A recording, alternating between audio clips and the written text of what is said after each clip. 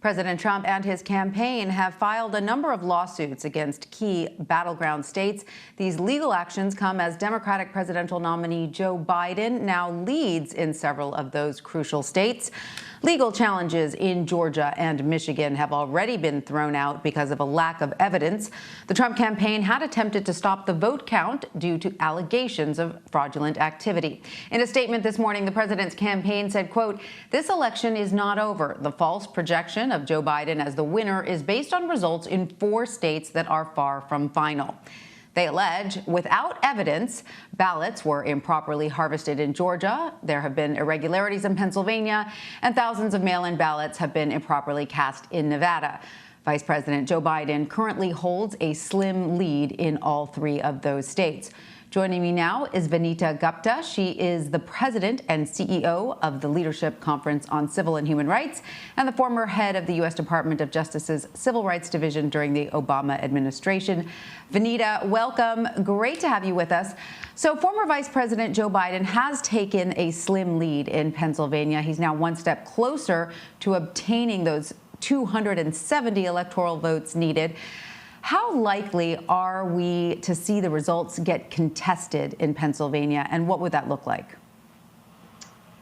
Well, the Trump litigation strategy at this point has really been a distraction to disrupt the typical counting that local election officials are doing. We should feel really heartened by our local election officials around the country who, regardless of all of the noise, have been continuing to do their jobs. The voters have spoken. It is not likely that any litigation strategy is going to upend the vote counting or the fact that the will of the American people has been expressed throughout this election season. I think it's really important to note that the Trump campaign seems to know that it is losing and is therefore filing these lawsuits that are baseless and meritless around the country. Has been met with court decisions that have rejected their claims over the last 48 hours.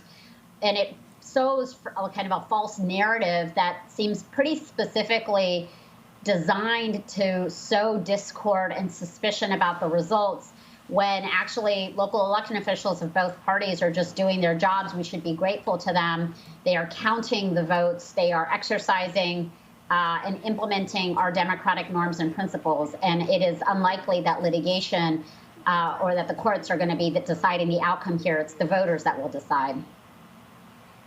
And so just to reiterate what we were saying up at the top, the president and his campaign are alleging this widespread fraud, specifically in the mail-in vote counting and collection process. And as we said earlier, the campaign has already, had lawsuits dismissed in several key battleground states, including Nevada, Georgia, and Michigan. So how unfounded are these claims? What kind of evidence are they pointing to? And further, looking, into the future, what implications does this have on the democratic process as a whole? Well, just remember that, unfortunately, the president has been attacking this very legitimate, longstanding voting method, voting by mail, for the last many months. And there's been no evidence to back up any of his claims. In fact, to the contrary, study after study has shown, and states themselves that have been implementing and using voting by mail for years, states like Colorado, Hawaii, Oregon, and Washington have been running very smooth, safe, secure elections for years using predominantly vote by mail. So this is just unfortunately part of a longstanding strategy to claim that the election is rigged with zero evidence to back it up. And yesterday we had a few courts say the same thing in response to the Trump campaign's lawsuits. Let's not lose sight of the bigger picture, because I worry that when the media is really kind of engaging in these questions about the litigation, we are forgetting that there's really no evidence to back these claims up, and that the American voters actually have spoken, and that local election officials of both parties right now around the country are doing their jobs and counting the votes. And that's what we're seeing tallied in all the counts. I guess, that's just going to the basis of the question, which is there any evidence to back up any of these allegations? And you are saying there is not. So, Vanita, once we have all of the ballots counted, there is still potential for a recount in some states, depending on how close the final numbers are. So if we see some recounts, how long could it take to get the final election results? Well, I suspect that if Pennsylvania is called today, that the threat of recounts in places like Georgia and Wisconsin, where we've been hearing that the Trump campaign has been interested in filing recounts, may not actually even matter. And it depends on the kind of vote differential that Vice President Biden could have in Pennsylvania to make this a very solid victory where he crosses the 270 threshold and doesn't require the states like Georgia where the vote threshold is much narrower. And so that's why I think right now networks are awaiting the final results in Pennsylvania before calling the race. But the 270 threshold could make that moot. I will also say that the Trump campaign since I think Wednesday has been threatening a recount in Wisconsin, and former Republican Governor Scott Walker said a 20,000 vote threshold will not be sufficient to meet that kind of recount standard. So it remains to be seen. They haven't filed, even though they said they were going to on Wednesday. I suspect that the final tallies in Pennsylvania will make a huge difference in determining whether the vice president reaches that 270 threshold, and the states where recounts may be threatened may ultimately, those recounts may become a moot point. And so, Vanita, the president has said that he would not concede if he were to lose the election. If that is the case, what would happen next? I mean, could you envision a scenario where, Secret Service actually has to escort him out of the White House? How does this process, this transition of power legally take place?